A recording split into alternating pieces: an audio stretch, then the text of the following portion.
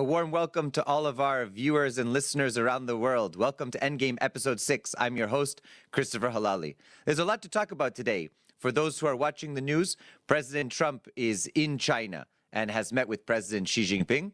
And there's a lot to unpack about the U.S. relationship with China.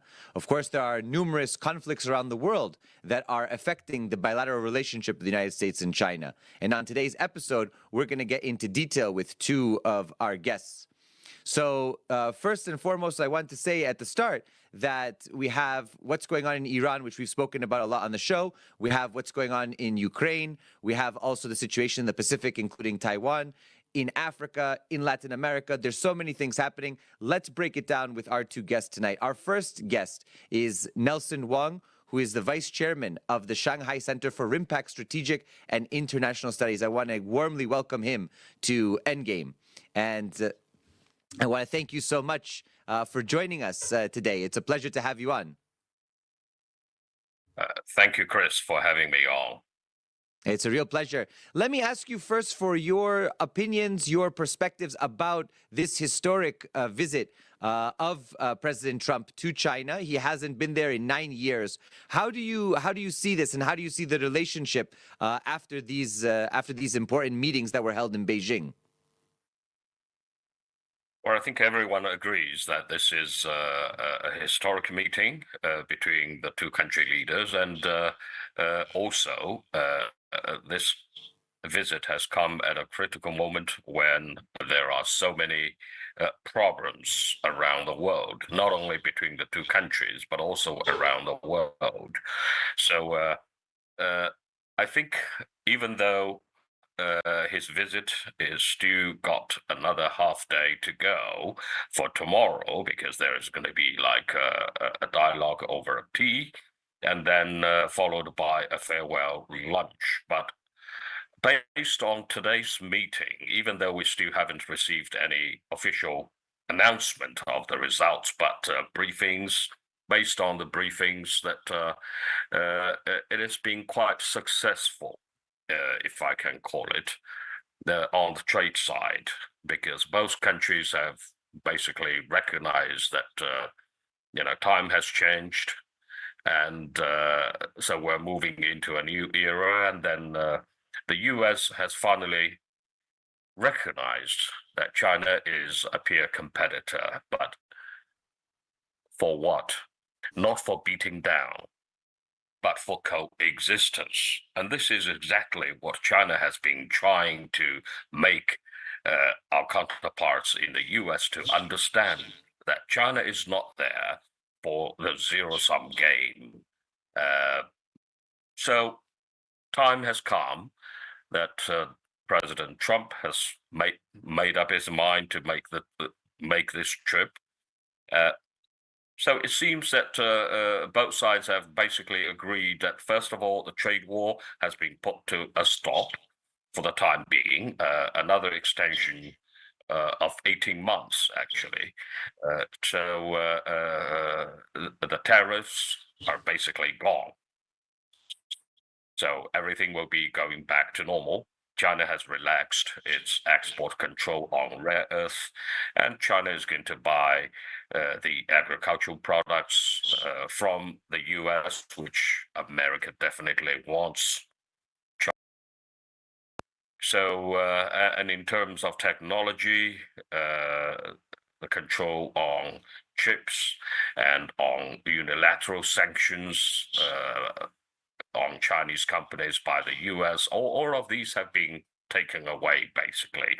Of course, for the very advanced, the top-notch chips, it's still not touched. But that's understandable. China is quite easy on that. So overall, I think on the trade front, this is a relief, I think, not only to China, but also to most of the businesses in America as well. So that's an achievement, if we can call it an achievement. This is the major achievement. Then also about problems outside China, outside the US. Uh, geo- Geopolitically, the war in Iran is definitely on the agenda, as we all believe. Now, whether China is going to take some proactive approach to try and put, to do a mediation to put an end to the war in Iran, that's, up to public announcement by the respective governments, actually. But I do believe China has vested interest to see a stabilized Gulf region, because China has a big exposure in the region, and not only because China buys oil from Iran, but also imports oil and gas from other Gulf countries. And also, China has a lot of investments in the region too, in terms of infrastructure, building, and trade. And that region itself has already proven itself to be a good market for Chinese products. So that's something that I believe China is quite willing to, to do the mediation. We all know who started this war. It is a unilateral, bombing and starting of the bombing of Iran by the U.S.-Israeli coalition. But China is not going to do that in order to please the U.S., and we have to be very clear about this. I think China wants not only the U.S., but the whole world to understand that China is not a junior partner. China is perhaps going to help out, but only on China's terms, not on the U.S. terms. This is not, a game that the U.S. can play to the, hey, China, you're going to help me to put an end to the war, because I can't put an end. I'm trying to back out. We all understand this. We understand that Trump is trapped in this war that he started himself. But it's, I think the summit between the two leaders have actually given a clear message to the rest of the world that the days when the US is going to manipulating everything, those days are gone. And now, whether we will move into a multipolar world, that's still, I believe, a long way to go, and it's not something so easy to be accomplished. It is easy said than done, actually. So it's a process. At least the U.S. has recognized that they cannot manage everything by itself, and they have to sit down and talk to other countries in a peaceful manner, on equal basis. And when it comes to China, of course, they have to treat, because over the past year or so, I think the U.S. administration, world has seen very clearly that China is resolved to retaliate when the U.S. decided to put a tariff on Chinese goods. China is not going to bow down. And what they should have realized, that China has the last 10 or perhaps even more years to prepare for this day. China realized what was coming. So it shows that China is becoming more mature, more ready, and more prepared to tackle whatever that comes our way. So as a Chinese, I'm quite pleased, actually, that my country has grown up, basically. because all along I've been saying that China is a newcomer onto the world stage, but it really shows that over the last few years, what China and Chinese government has demonstrated is that China is quite not only its economy is resilient, but also the leadership and the government, as well as the people, are quite calm. Actually, are quite calm. Uh, it's not like so many other countries that when Trump started his tariff war, people are either going to kneel down or just ignore. China just retaliated instantly. So, which really shows how well prepared the country is. And yes, our two economies are interdependent. We've always, been telling our counterparts that the rise of China is not a threat to anyone because we have a different culture. This country comes from a different culture and we have a different tradition. We're not seeking to dominate or to replace anyone. We're not seeking to dominate the whole world. We are a nation of traders. If anyone has any knowledge about Chinese history, they should have realized that the Chinese people are basically businessmen. We want to do business with everyone. We don't like confrontation. We don't like confrontation. So I think somehow this trip of Donald Trump uh, has made a difference, and I really hope that he's not going to change, even though we should still stay cautious. And because he does have a habit and a history of being very changeable. But what you have to do on the other side is to stay calm, and then to be prepared for whatever that comes our way. I agree with you. I agree with you. And one thing that I've said repeatedly is that China maintains not only a very even keel, disciplined foreign policy, but also that China has stood up. We keep on saying this. I lived in China for 2 years. I got my master's degree at Huajing University of Science and Technology in Marxist Wow. philosophy.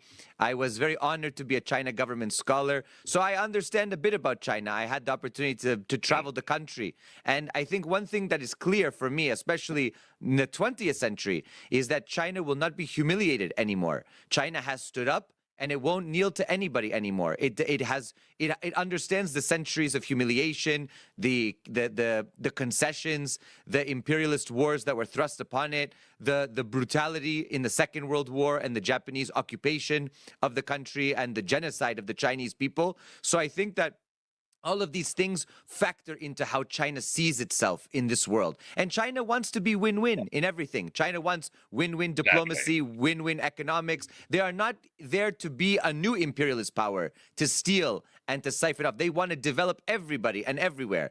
And one of the things Yeah. that, of course, is central to a lot of the bilateral issues is, of course, the question of Taiwan, for especially the more hawkish people in the US, the foreign policy establishment that want to wrench Taiwan, that violate the one China policy, that want to wrench Taiwan or support this separatist movement. I want to ask you how Taiwan factors into the bilateral relationship of the United States and China, and where you see that going, especially after the meetings that have happened so far. Well, the Taiwan issue is always a very important element when it comes to the bilateral relations between our two countries. So let's do not, spend too much time going back to history. I think the reality is that what China stands for and wants not only the US, but the whole world to recognize is that one China policy is a one China policy, which means Taiwan is part of China, period. So whatever that goes on inside Taiwan and how we're going to solve this reunification issue leave it to us to solve. Do not interfere. Do not interfere into our affairs, because China has always maintained the policy of non-interference.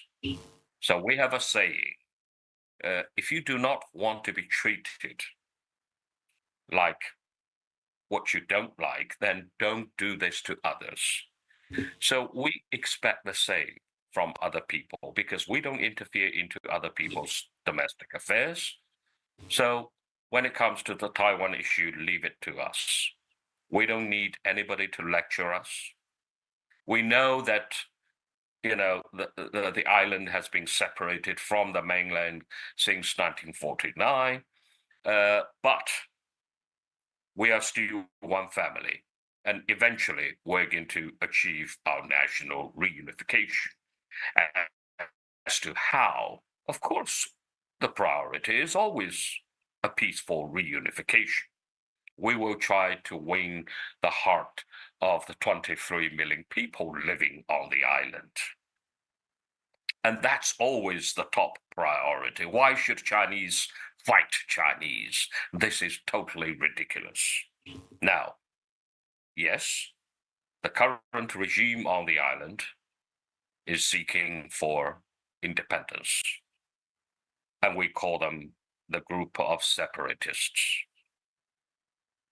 Now, if the US really wants to respect China, really wants to honor their commitment on the One China policy, stay away from this issue. Stop selling arms to Taiwan. Of course, we cannot force anybody to behave the way we like. But by the end of the day, it is a show of power. So what China has been doing all along is to develop our own country, our own economy. And now today, yes, China's navy is quite strong, and everyone knows that if China is going to take Taiwan over by force, they can do it anytime. But why? Why should we do this? Why do we have to do this? No, it's our own people. So that's why I think, yes, there were some expectations that Trump might be able to vouch his disapproval, public disapproval of the separatist activities. But it seems that he didn't say that openly. He still, he didn't take that step forward. So still, of course, maintain that it's a one China policy. This is the old jargon. So, of course, we cannot expect all of the problems or the issues to be solved through one state visit, which is like a day and a half. But at least I think the agreement between the two leaders is that we're going to coexist. We're going to respect each other mutually. We're going to try and de-escalate the tensions, and we're going to set up the mechanism to solve future problems. That the US is not going to take any unilateral steps. Anytime there has been a mechanism to be in place to solve a lot of the issues, and that is quite important. Also, the dialogue between the two armies will be revived. So these are all positive signs. So you don't expect anything to happen overnight. So patience, patience, and patience. I agree. As strategic patience is the name of the game. It seems like for many of the countries, especially the major powers. And I want to play a clip. We have a clip of President Trump at this state dinner, and I wanted to play this clip and get your reaction. I thought it was a very interesting clip. Let's take a listen here. Okay. Shared a deep sense of mutual respect. Founding Father Benjamin Franklin published the sayings of Confucius in his colonial newspaper, and today's sculpture, recognizing that ancient Chinese sage, is carved into the face of the United States Supreme Court very proudly. 从一开始， I thought that was very interesting that Trump reached out and basically said that even in the founding fathers' own documents and in their own newspapers and in their own construction of the U.S. Supreme Court, that the Chinese philosopher Conze, right, Confucius, played such a prominent role. What do you make of this kind of warming of cultural ties? And the reason why I mention it is because the Confucius Institutes have been under attack over the past years, Yes, because yes. they have been seen as, you know, dens of spies, Chinese agents, and we've seen how some of the politicians in the U.S. have used this as sort of a cudgel to hit at the cultural element. But Trump himself reached out now with the olive branch. What do you make of that? Well, I think he basically wants to, to show his, attitude towards China, his positive attitude towards China. That's understandable, but I would really hope that some of his advisors should have helped him to teach him to say another famous Confucius remarks, which is a real gentleman seeks to get along with others, even if you don't agree with them. 君子和而不同. Right? Even if you do not necessarily have to agree with them, but you still seek to get along with them. And this is the real spirit of the Chinese culture. That's why China is a civilization of thousands of years, 5,000 plus years, and the U.S. is a new kid on the block, as we say, a developing civilization, if it can come into that and be born into that, of 250 years or so. So I think that these are very prescient things that are part of the bilateral relationship. And China, for me, you know, not only Xi Jinping, but the Chinese people as a whole, for me, are always like elder statesmen. They have been around. They have been around since long before. They were carving characters on turtle bone, and they were building and sculpting so much long before the colonists ever crossed the oceans to discover the so-called New World. So I think it's important that there be this level of respect. And part of that, I think, is the importance of traveling to China, seeing China. How much of this transformation in the past years has been a result of people going and seeing China, studying in China, learning the Chinese language? My Chinese, you know, 我中文不好. But I tried, you know, for 2 years to really try to learn. How do you think China has opened its doors to foreigners to come and to see? And how effective has it been in dispelling a lot of the myths and propaganda and disinformation that has been spewed about China in recent years? Well, I think it's quite fortunate that the government has adopted the policy, a more proactive policy after the pandemic, because the pandemic, did have changed a lot the behavior of every country, of the daily behavior as well, and after the pandemic. China, like all other countries, are suffering basically from this shock. So China took the active steps to offer visa-free travels, to welcome travelers from different countries all around the world to come and to visit China, to see China, because seeing is believing. This is a very good saying. Seeing is believing. Because once you've been here, you've seen the country, you've traveled around, you will understand that this is not the evil. It's not an evil country, because people are quite friendly. The food is quite nice, and we have so many different places. And yes, the economic achievement is there, but we're basically a nation that wants to do business with everyone. So there is nothing to worry about China actually, for colonizing other countries. Come on, our country doesn't, we do not have that in our genes. We don't even understand how to do that. So no need to worry about it. So yes, I think, more visits of different country statesmen to China, it's quite good and beneficial for everyone. Basically, look at the Spanish head of state, Sanchez. He's been to China 4 times in less than 4 years already. So and then the benefit is quite obvious, actually, because the two countries, the economies are speeding up, the collaborations are speeding up, and this is good. So yes, for the US, it is a big market, but Trump and his team have realized that ever since they started the tariff war last year,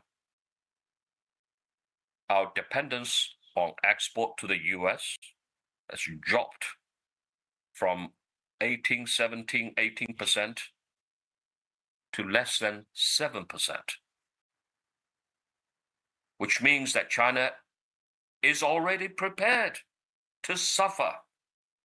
We're going to diversify. If you don't want to do business with us, okay, we don't quarrel.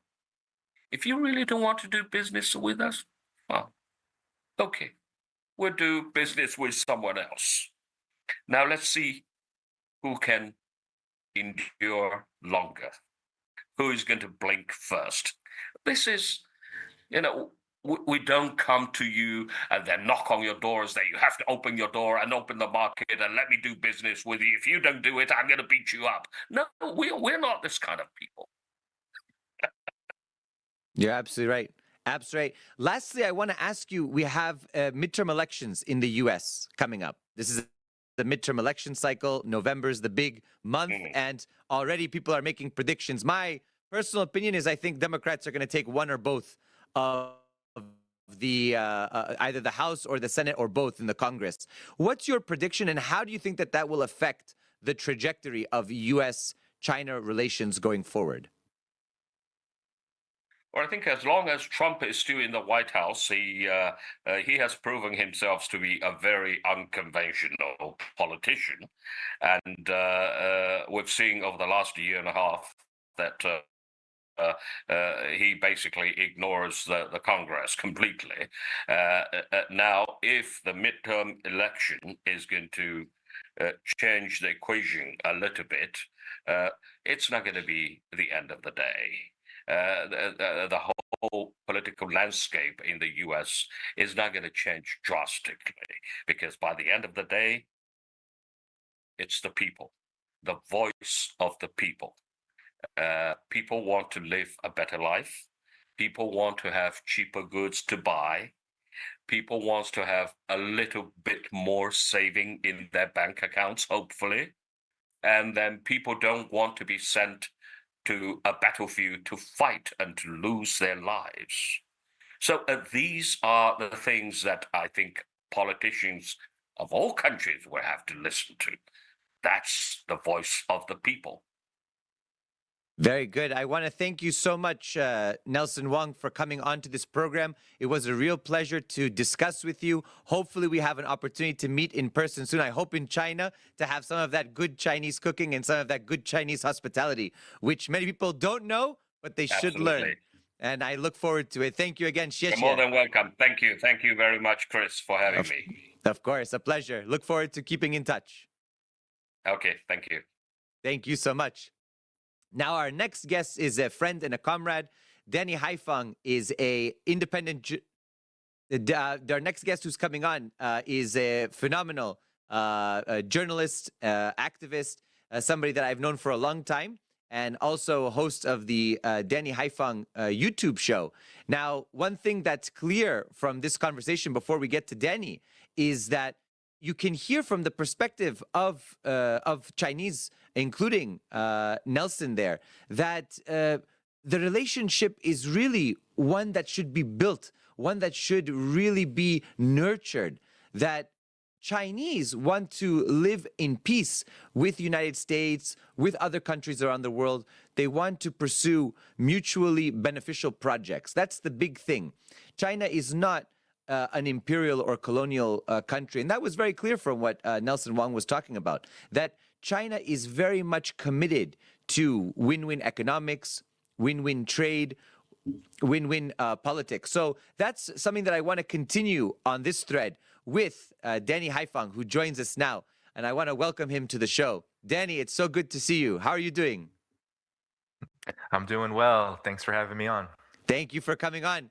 Listen, big news coming out of China. Of course, we have the U.S. President Donald Trump, who's visiting Beijing. He met with President Xi Jinping. They just had a state dinner earlier today. Let me ask you for your initial reactions to the visit by President Trump and the U.S. delegation, which was a very robust one, a very large delegation of business and political leaders, including also we had the Secretary of War, Secretary of State. Let me ask you, what do you make of it so far? What's your initial analysis?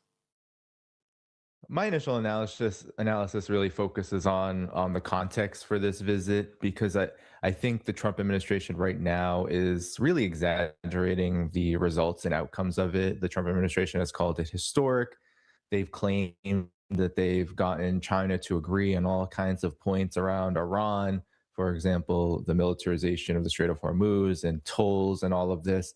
But the reality is that the United States, and I've been saying this in all of the coverage I've done on the meeting so far, is that the U.S., with all these business moguls, magnates, capitalists, really the ruling elite of the United States, a large section of it, riding on the Air Force One with Donald Trump, they were all coming to China basically with their hands out, basically with the understanding that they desperately need China right now to essentially bail out the United States from a crisis that they've created for themselves, in large part because of its war of aggression on Iran and the overheating global economy that is really impacting and affecting the United States in such dramatic ways that as Donald Trump himself said before heading on to Air Force One, he doesn't take into account the financial considerations, the financial situations of the people of the United States. But in reality, a lot of this visit was about trying to get deals with China that will stabilize, or at least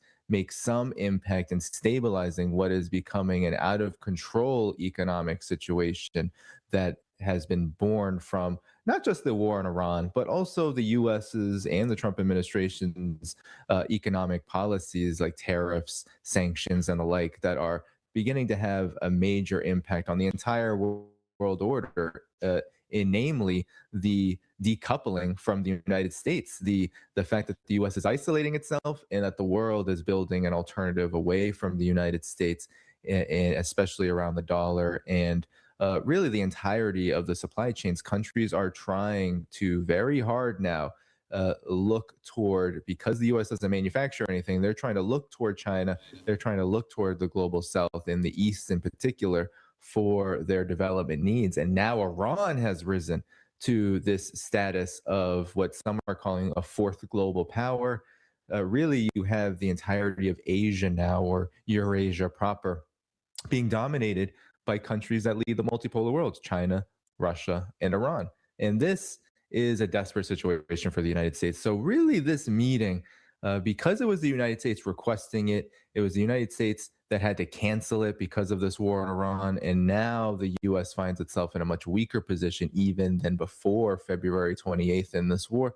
The U.S. and Donald Trump in particular was looking for a moment where he could say, hey, look at what I've gotten China to do. Look at what we've been able to build together. Look how strong we are. We know he has this fantasy of a G2. He wants China to, by playing on this idea that they're both big countries, the U.S. can look like it's a big country and look like it is in the driver's seat, even if it has to share that seat with Xi Jinping. But nonetheless, this meeting ultimately will come out with little more than business deals and economic ties and bilateral relations that are already on the table and that are just simply being solidified and essentially being enacted out of necessity. After that, I think we'll still see a lot of the status quo because there's still very powerful interests, including those that were on that plane, that will not accept a China that is continuing to rise and that will not accept a position of equal with China. They will, or subordinate even, once the U.S. economy shrinks to a level below that of China's. And so I think we're going to see a lot of the same old policies, just with minor adjustments based on a crisis-ridden situation for the U.S. empire. On that note, you hit a very important point that I want to address. We had a tweet that came out, and at Truth Social, you referenced it. I want to just read out the text of one of the sections because I thought it was very important. It says, this is from the White House. This is according to the White House. It says, the two sides agreed that the Strait of Hormuz must remain open to support the free flow of energy. President Xi, this is Trump speaking in the White House, also made clear China's opposition to the militarization of the strait and any effort to charge a toll for its use.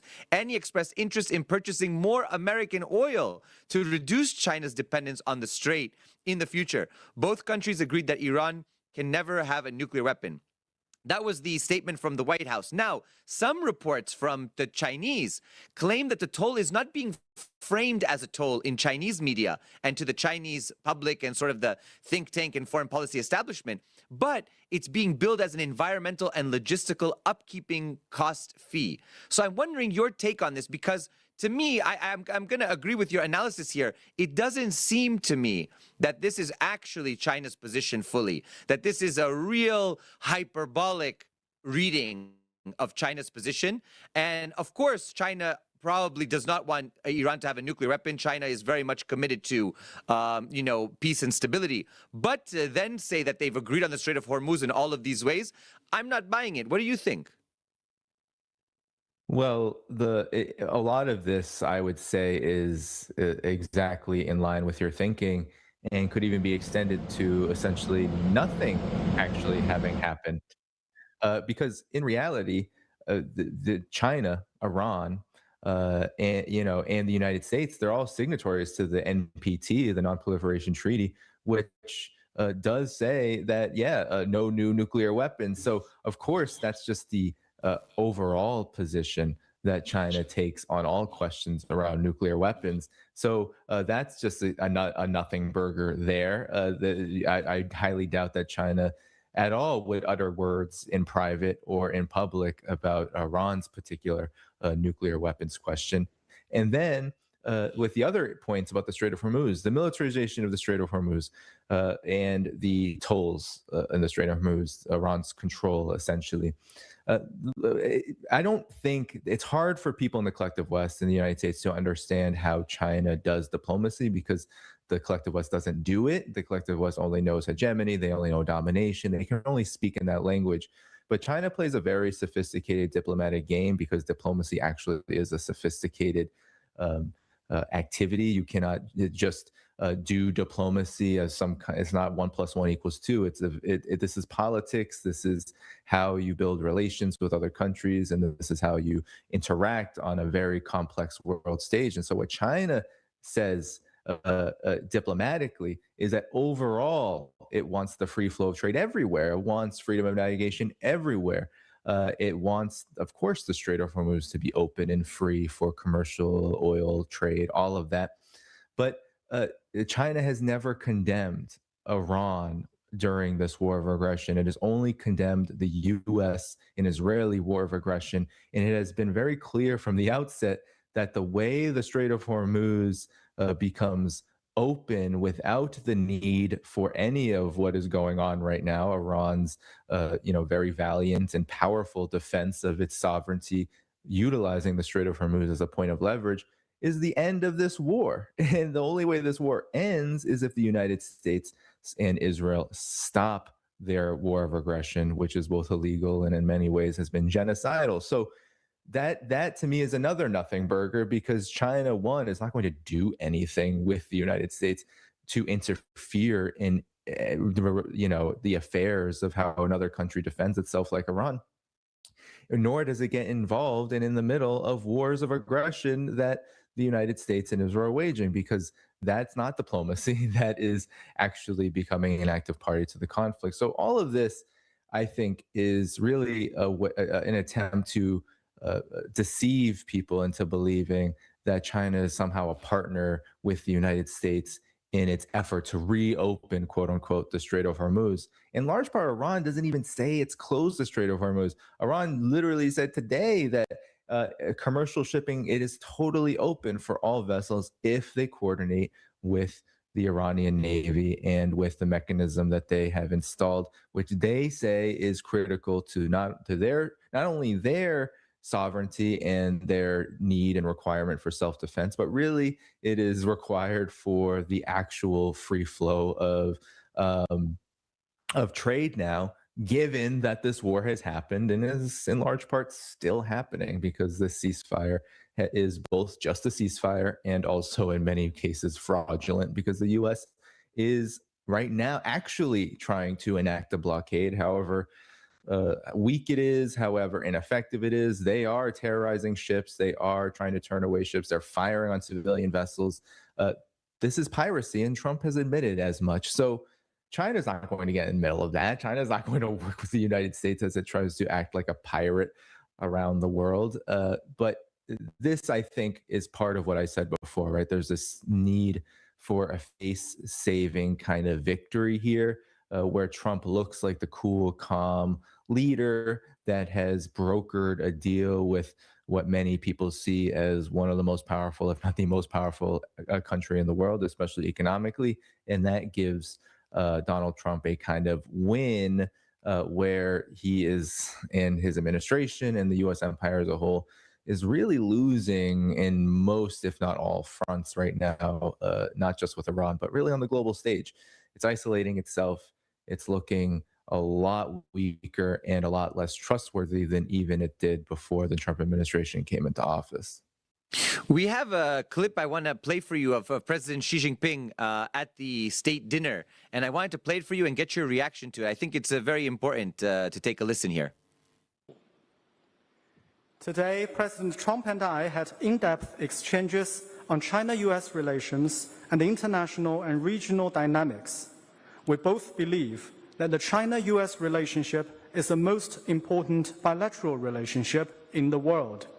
We must make it work and never mess it up. Both China and the United States stand to gain from cooperation and lose from confrontation. Our two countries should be partners rather than rivals. President Trump and I also agreed to build a constructive China-US relationship of strategic stability to promote the steady, sound, and sustainable development of China-US relations and bring more peace, prosperity, and progress to the world. You and I are both members of Friends of Socialist China, and of course, I've been there many times. You have as well. I studied there, lived there for 2 years. I'm wondering what you make of this, because some people are billing this in a certain way in the Western press, but I'm sure you and I understand the way China does diplomacy and the way China does and handles its international affairs. And China is a little bit more refined and dignified in terms of that. What do you make of President Xi's remarks, and how would you frame that, especially to an audience that might not know how China does diplomatic work? Sure. I think the assumption many people, depending on where you fall on the question of China, U.S.-China ties, China's role in the world, China's system, all of this, one could view this in many ways. Real anti-China hawks might view it suspiciously. They may view it as simply words that will not be really followed with actual deeds, and some actually, even those who are not like anti-China hawks but who are just overall confused about the situation in the world and have a lot of understandable anger about what's going on in many places, Iran, Gaza, Middle East, everywhere where the US has played a role in destruction and suffering. They might view this as wrongheaded, right? As why would China want to have such a stable and a relationship, and why would it want to work to make it even stronger than it is now? And I think overall, how we should frame these remarks is that China has always been very clear about its position on U.S.-China ties, and that is that it's the most important relationship in the world, which objectively one could argue that is very much true because of the weight that these two massive economies, as well as the weight of their development trajectories, how they are different in many ways, if not entirely different. And because of the rising stature and position of China and the US's declining status in the world, that creates many points of possible friction, which we have seen actually transpire and proliferate over the years. That we can see that this relationship, yeah, is very critical, and China wants to manage it and has been very clear that it wants this relationship to be managed in a way that ensures as much stability as possible, if we're to put it in terms outside of the Chinese system and how they might view things. Truthfully, this is all about managing the collapse of the US empire, because I think China understands probably better than any other country, given its history, that the collapse of empires, especially Western empires, especially ones that are imperialist in character, their collapse is often riddled with huge consequences for the world. And China is very clear that it wants to mitigate these consequences as best as possible, which is why it advocates for cooperation on issues of joint and mutual concern, which really are issues of mutual concern for everybody in the world, like economic stability, like the addressing of the question of the environment, of clean air and water, etc., like the handling of the issues of poverty in the world, of militarism and war and conflict. Of course, China wants to navigate this with the understanding that the United States is going to be playing a big role in all of this, and it's better for the U.S. to be spoken to and pushed into a more positive role in all of this than a negative one, which is why China will never push for a breaking of ties with the United States, and will simply do everything it can to strengthen the relationship and allow this managed collapse of the empire to happen on the U.S. empire's terms, so that the U.S., a lot of U.S. media outlets have called this, the corporate media have called this buying time. And I actually don't like that term, because I think that term obfuscates the fact that China is not the one that needs to buy time right now. It's actually the U.S. empire. What China is simply doing, it's not buying time, it's really buying stability. It's buying a more, an easier way out of the chaos of the collapse of U.S. empire than what is likely to occur and what is likely uncontrollable, which is the fact that the US empire, once it is at a certain stage, will go out guns a blazing. And that's just what we've seen with Iran, and we're probably going to see in the future with conflicts, across the world, and maybe even China. So China does not want that, because even if China can defend itself, even if China has prepared for such a war would lead to massive consequences for humanity, for Chinese people. But it will ultimately, and it could spell ultimately, the end of a possibility of China's ultimate vision, which is not just to become a modern socialist country and to ensure prosperity and the kind of top level prosperity that it has set forth in its development trajectory and all of its 5-year plans, but also the rest of the world to be able to, in order to offset its own economic overstretch and overreach, which is what always happens even in socialist economies. You can't produce too many things, and you can't live in an isolated bubble. They want markets to be opened. They want to be able to ensure the development of Africa, Asia, and really the rest of the world, so that people can not just live better, but buy their things and can benefit from China's prosperity in a way that will benefit China. And that's the definition of win-win. And I think ultimately the ability for China to navigate this relationship and to call for it to be strengthened and to put forward real measures for that to happen is ultimately a benefit to the world, because when the United States has to come with hat in hand to China, then ultimately what you might have, even if I think it'll be exaggerated, even if I don't think it's going to be necessarily materially significant in a major way, any movement where the United States feels like it has to open up and begin to ease relations with China, no matter at what level, will ultimately be a net positive for the rest of the world. And I think that's where China is when it comes to the US China relationship, is that it's always been in this place, especially since the period of um, normalization between the two countries. We have a clip from Secretary of State Marco Rubio. I'd like to play it for you and get your reactions to it. And I think it's very telling about the US position here. Считаете ли вы Китай нашим главным геополитическим врагом? Да, это одновременно и наша главная политическая и геополитическая проблема и важнейшие отношения,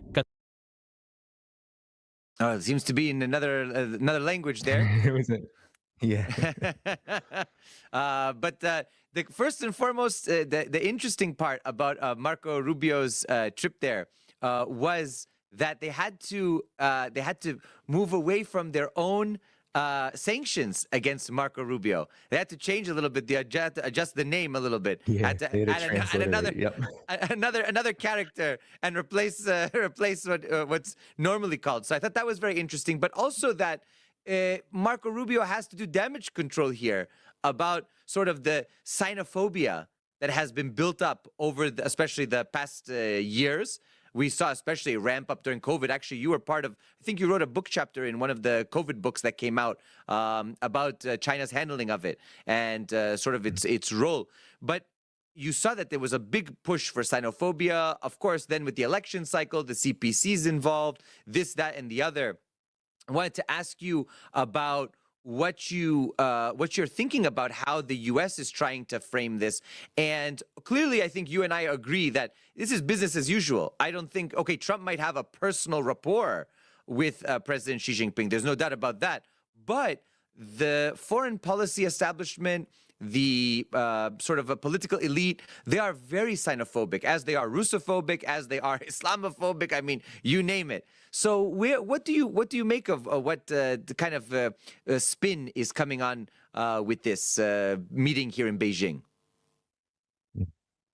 Well, it's so interesting to see Marco Rubio because he has been to be someone who is literally sanctioned because of his support for the Hong Kong so-called pro-democracy riots, which were a color revolution attempt to try to destabilize Hong Kong on the way to destabilizing China. It's so interesting that someone who has been historically so xenophobic, so incredibly anti-China, has made China and Iran and of course Cuba and Venezuela as pet projects for his Gusano CIA Florida buddies.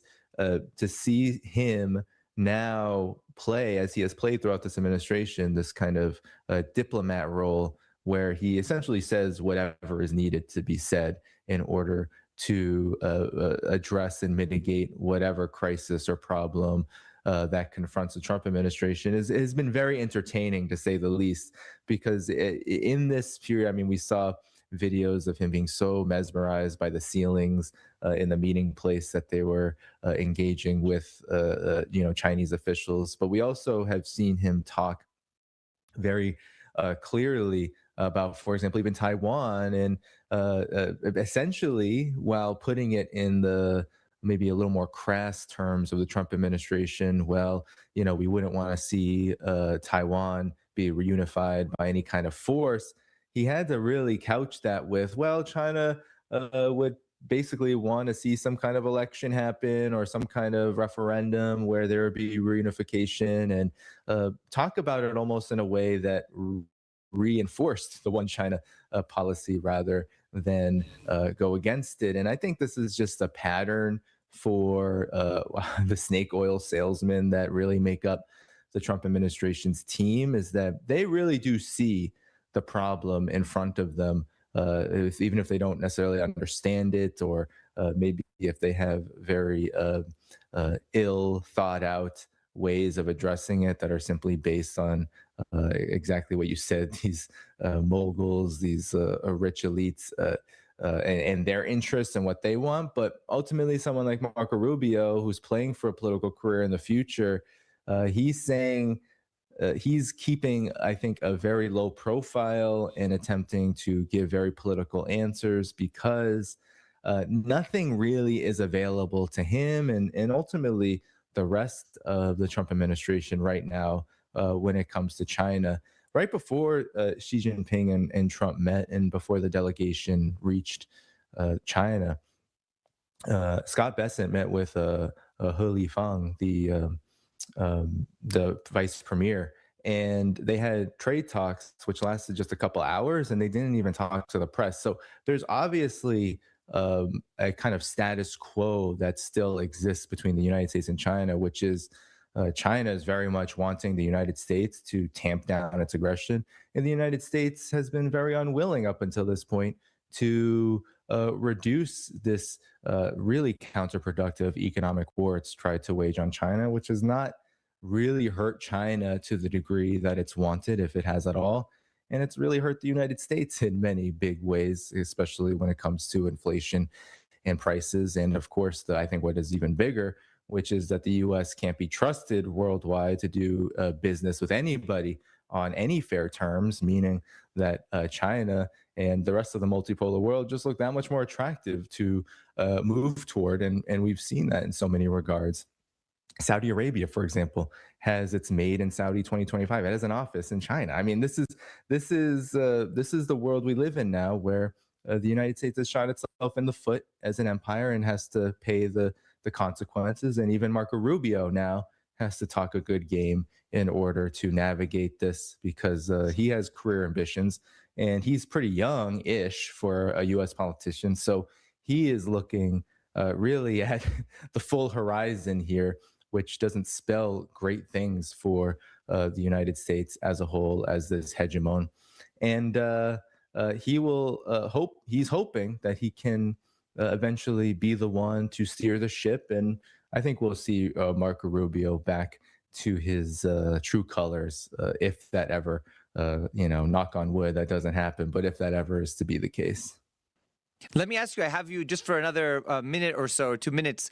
I want to get your take on the upcoming midterm elections and how that will affect the China relationship with the U.S. Because it's clear that the Democrats also have this infection about China, as well as Russia and support for NATO, support for Ukraine, you name it. What do you predict is going to happen, and how will that affect the last 2 years of the Trump administration?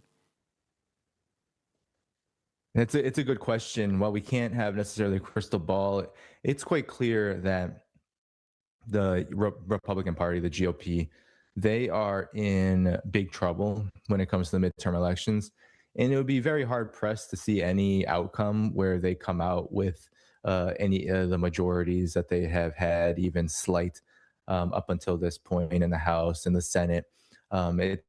It's likely and it's possible that they will lose that slight majority in the Senate, which would change things to a certain degree.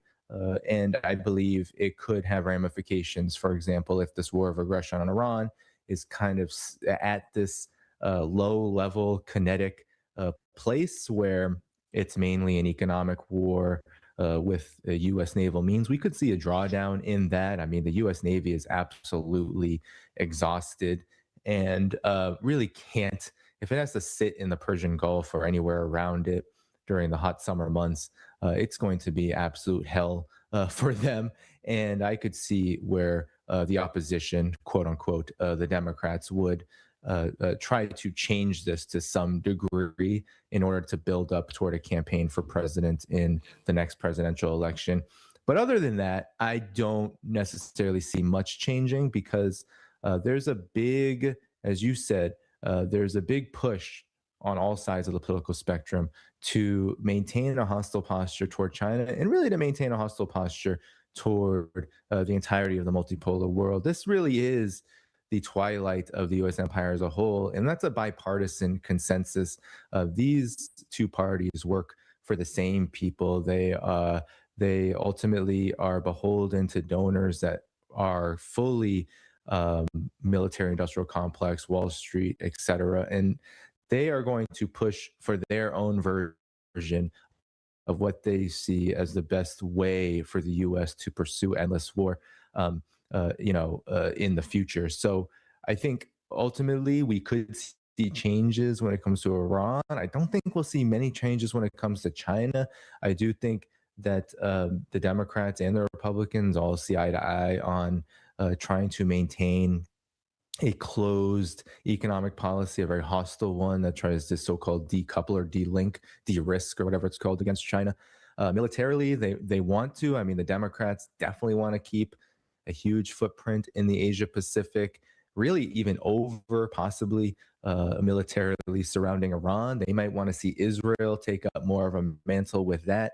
And I think ultimately we will see a kind of a similar type of situation, a similar type of set of relations, but with different branding and possibly an alteration, at least in the Iran war policy, because by the time the midterms come, if that is going on the same trajectory it's on now, of course, we're going to see the economic crisis. We're going to see all of the major problems accelerate that we already are seeing. And that will probably lead to an irreconcilable position for the Democrats. They will have to probably, if they're going to win midterm elections, promise that they're going to ease the economic pain of all of this, which would require necessarily an easing of the military posture toward Iran to a significant degree, at least for the short term, which I would see it as simply a short term pause, as the United States still has a very, very, very much a main goal of trying to overthrow and destroy the Islamic Republic of Iran. So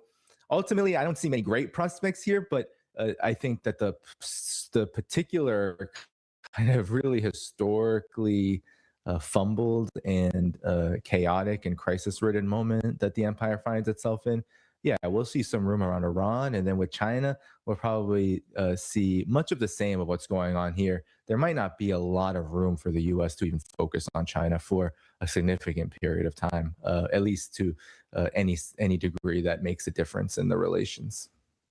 Danny Haiphong, independent journalist, geopolitical analyst, host of the Danny Haiphong Show on YouTube, and also author of, or co-author of American Exceptionalism and American Innocence, A People's History of Fake News. My former professor and thesis advisor, Professor Donald Pease at Dartmouth College, wrote a great review of that fantastic book. Check it out if you haven't. Thank you again for joining us. Look forward to seeing you very soon. Thank you so much. It was great to be here. Thank you so much.